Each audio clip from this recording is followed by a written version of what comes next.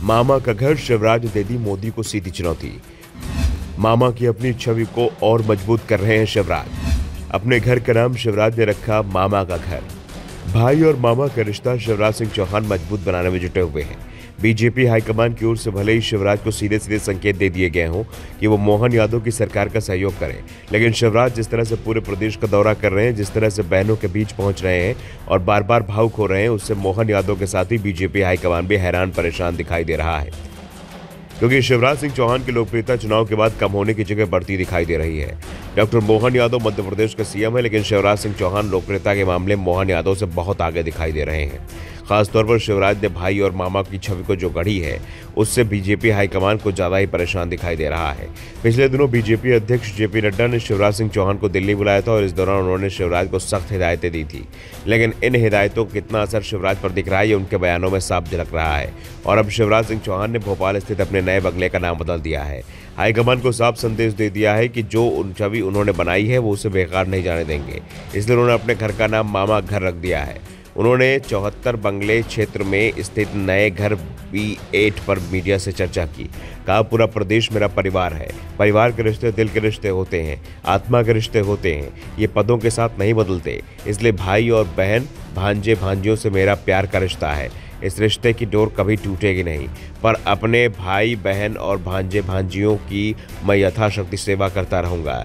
मैं जहाँ रहूँगा वो घर मामा का घर होगा, इसलिए मामा का घर यहाँ है और जन सेवा काम यहाँ से चलता रहेगा। बीजेपी जो भी काम मुझे सौंपेगी उस काम को भी पूरी ताकत के साथ करूंगा। वैसे बीजेपी ने अभी तक शिवराज को कोई काम सौंपा नहीं है। शिवराज सिर्फ इस समय बीजेपी के विधायक हैं। वैसे विधायक भी वो मुश्किल से बन पाए। चुनाव तो वो आसानी से जीते, 1 लाख ज़्यादा वोटों से चुनाव जीते, लेकिन उन्हें टिकट हासिल करने में सबसे ज़्यादा परेशानी का सामना करना पड़ा था। पहले जहाँ शिवराज का नाम पहली सूची में आ जाता था, वहीं इस बार शिवराज का नाम चौथी सूची में आया था, और वो भी तब जब शिवराज का सब्र भी जवाब देने लगा था।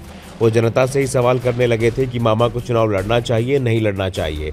इससे पहले सीहोर जिले के शाहगंज में एक कार्यक्रम में पूर्व सीएम चौहान ने कहा कि कोई बड़ा उद्देश्य होगा, इसलिए उन्हें सीएम पद नहीं दिया गया है।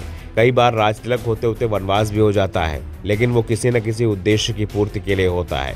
ये चिंता मत करना, मेरी जिंदगी आपके लिए है, जनता जनार्दन के लिए है, बेटा बेटियों के लिए है, मेरी बहनों के लिए है। इस धरती पर इसलिए आया हूँ तुम्हारी जिंदगी से दुख दर्द दूर करने। आंखों में आंसू नहीं रहने दूंगा। जिंदगी जितनी बेहतर बनेगी, बनाने में कोई कसर नहीं छोड़ेंगे। दिन और रात उसके लिए काम करेंगे। अभी हमारा पता है B8 74 बंगला, उसका नाम हमने रख दिया है मामा का घर।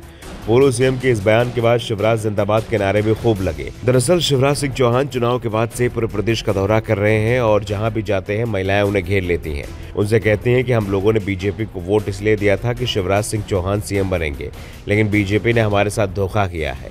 वोट शिवराज के नाम पर ले लिया और चुनाव के बाद उन्हें सीएम नहीं बनाया। बहनों के शिवराज से लिपट कर रोने के फोटो जमकर वायरल हो रहे हैं और इसे लेकर बीजेपी हाईकमान भी बैकफुट पर दिख रहा है।